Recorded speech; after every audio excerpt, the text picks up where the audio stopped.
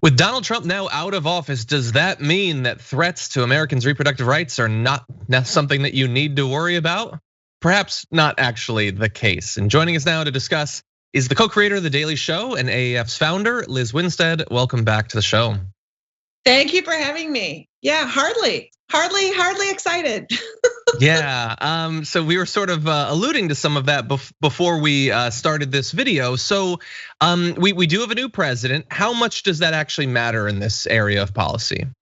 It matters on some levels, especially when you look at who the Health and Human Services person that the president will put in place. That means that we can be looking at repealing the Hyde Amendment, which is an amendment that since 1974 has been added to budgets that says we won't have any federal funding for abortion, which all that does is harm poor people, people of color, and why shouldn't everybody who needs access to care be able to have that within their Medicaid, or Medicare? So we feel like that is just an oppressive law that is solely created for that. Also, things like Title X funding, which is the funding for the poorest of the poor to be able to get pap smears, to be able to get reproductive health education, to be able to get birth control. It's never funded abortion, but the Trump administration cut that program for any organization that provides abortion, educates about abortion, or even talks about abortion. So Planned Parenthood was the #1 provider of care for Title X funding, and they were cut out of the loop completely. And this money was going to these fake abortion clinics that have been set up by religious organizations for the sole purpose of talking people out of having abortions.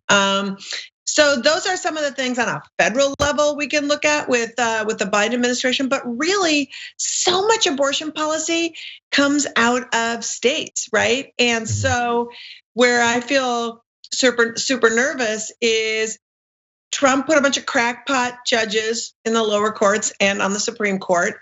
There's still boatloads of crackpots who are holding office in legislatures, state legislatures, and state senates. And they're the ones who are proposing draconian abortion laws that we fear are gonna go through a draconian court system and end up in a draconian Supreme Court to uphold things that aren't really real. So just to give you a taste of sort of what's been going on in 2021, 10 states since January have proposed total bans on abortion in their state. No exceptions for rape and incest, nothing. 4 states have proposed some kind of, I'm gonna call it a property clause, where the inseminator gets to weigh in on whether or not the person that they got pregnant could have an abortion, having them weigh in. And sometimes in I think Arkansas, they had the term concerned party. So if you just feel like you're concerned, you can just weigh in on that. South Carolina. So it seems like with that, it seems like an extension of what they've been doing for the past decade or two, where they wanted parents to have the ability effectively to choose whether their kids are allowed access to these sorts of services.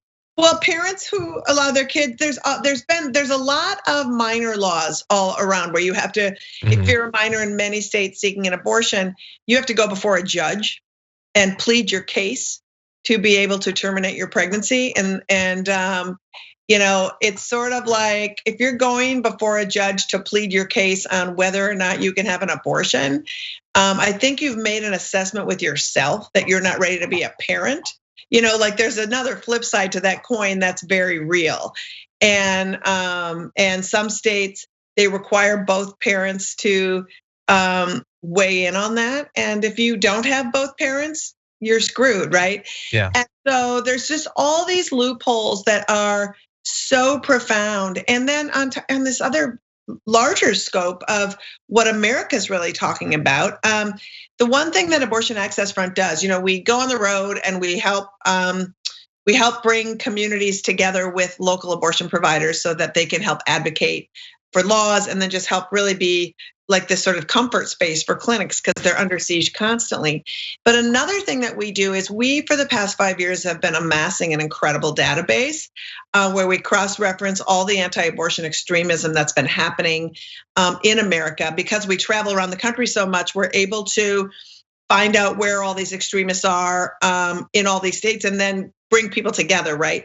And when the insurgent happened in January 6th in the Capitol, we identified 20 people from the anti-abortion movement who were at the Capitol and put them in touch with the FBI. And so we feel really proud of our work on just bringing those activist pieces together as well. Yeah, and it might seem, I don't know, at first glance, sort of random that they would be connected, but it almost seems like the extreme anti-abortion activists have been a little bit ahead of the curve on seemingly more and more of the Republican base, in that they've been okay with using violence as a tool of politics for a very long time. And that seems like now that's sort of getting mainstream. So I guess why wouldn't they have been involved in this? Well, and a lot of people, when they think of these people, they think that they're just sort of like weird churchy folk who just go to the clinic on Saturdays and that's their deal. And no, they're part of white nationalist organizations. They're part of, we've identified people who are part of organizations like Operation Save America, which is a huge anti-abortion Christian extremist organization. And their leadership were in Kenosha, Wisconsin, defending Kyle Rittenhouse. Literally doing fundraisers for Kyle Rittenhouse and being part of the brigade that was protecting businesses. And so when you look at, there's a lot of those connections with the Oath Keepers and with the 3%. And some of these extreme fringe white supremacist organizations have membership within these churches. And we have videotape of a lot of these churches having services and saying to their congresspeople, Christians need to rise up and take arms. And we have to follow the laws of God, if the laws of man, government laws conflict with the laws of God, it's your duty to go against them. And that gives you permission to be as violent as you want, as long as you can interpret it and justify it as your God gave you permission. So it's pretty wild out there right now, and people feel very emboldened. And in all the states that had proposed those 100% bans, those 10 states I spoke of earlier, in all of my research, there was somebody saying we really feel like how the courts are set up and how Trump set the courts up for us has given us a lot of power, and that feels really scary. It does. And I mean, there's been a lot of progress even today as we're filming this. Arkansas passed, the governor signed their basically total abortion ban. Yeah. It only would allow abortions in the case where it's to save the life or preserve the health of the fetus or mother. Yep. Rape or incest there's no consideration for anything like that. And the thing is, these sorts of near total bans have failed. They've been taken down by legal challenges at some points in the last few years, but we also have a different Supreme Court than we did a couple of years ago. And so whether they intend for this one to remain as law for a few years, it could begin a chain reaction that leads to a challenge to Roe v. Wade at the Supreme Court. Were that to happen now with Amy Coney Barrett, how confident are you that Roe v. Wade would survive at all? Well, I'm really interested in how these cases weave through the lower courts. Like, I'm gonna take you a step back and say, how are the makeup of the lower courts going to be? Because this is an egregious violation of Roe v. Wade, right? And John Roberts really does care about his legacy. And so I'd be curious to see if John Roberts could make a difference or if some of these other people could be swayed. I don't have a lot of confidence, but the thing that's fascinating about this Arkansas case is the governor, Asa Hutchinson, who used to be on Capitol Hill, was very trepidatious about signing this bill because he said that he out loud said, this clearly violates all the tenets of Roe v. Wade and how the Supreme Court has set up what ensures a legal abortion in the United States. And he signed it anyway. And so for me, I want folks to really look at what your tax dollars are going to. Is COVID going great in your state? Are you guys all opened up and just ready for business and you're getting raises and your kids are in school and your life is just great? Because if it isn't, these people who claim to be pro-life, who are also saying don't wear a mask. I mean, I literally saw a woman at a protest holding a sign that said, I won't mask my unborn child. And I'm like, ma'am, you're wearing pants. You already are. So, it's so wild to me, John, that as we are in the middle of a pandemic, as Fauci is saying, don't get ahead of yourselves. we're plateauing and this could go bad. The states where people claim to be the most pro-life are the states that are really harming other people in a myriad of ways that go against the grain. And I don't know who hears it. I mean, I know you and I hear it, but one of the reasons I'm so glad that you're on is we've been worried in the run up to inauguration that some people might think, hey, it's time to relax for a month or a year or 4 years. And hopefully this should be a reminder that whether federally in terms of making sure that enough gets done, but also on the state level, if these are issues that you care about, you can't take time off. Maybe you got a day or a long weekend off, but you can't stay at brunch for the next year. It's just not gonna work. No. And actually, I wanted to ask you about you're having an event, a virtual Dirty Dancing screening. Can you tell us about that and why you're doing that?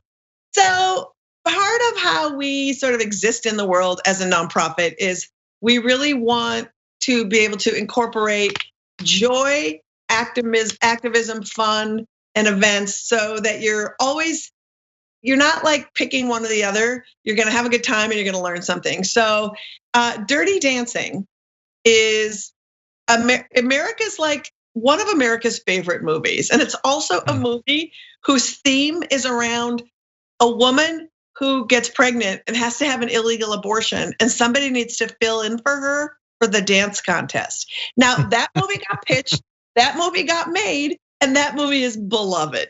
So we are doing sort of a Mystery Science Theater Riffathon fundraiser with Guy Branum and Helen Hong and Morgan Murphy and myself, where we'll be like watching the movie, saying the lines and having a really fun time. And then afterwards, we're gonna have a conversation with an incredible abortion provider who had an abortion, an illegal abortion, the year that movie was set in and made. And so she's gonna talk about her experience and what she had to go through to actually have an abortion. And she now provides care and in Michigan in 3 really gorgeous clinics. So she's gonna give us this really cool perspective about the state of abortion now and sort of give us context to the film. So it's gonna be like really fun, really great, and then also give you a little bit of context and also some calls to action and what you can do to help. Awesome, that seems like a great combination there.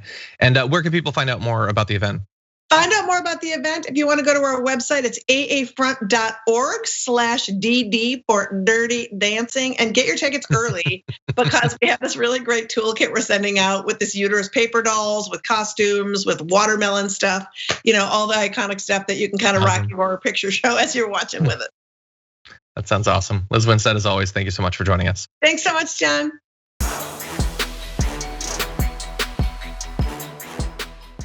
Check out the Damage Report podcast each day, wherever you get your podcasts, whether Pocket Casts or Stitcher or iTunes. You can join me as I give you the news and stories you want, with a range of co-hosts and interview guests jumping in on the fun each day. Again, that's the Damage Report, wherever you get your podcasts. And if you get them at iTunes, don't forget to rate and review. Sometimes I'll read them live on the show.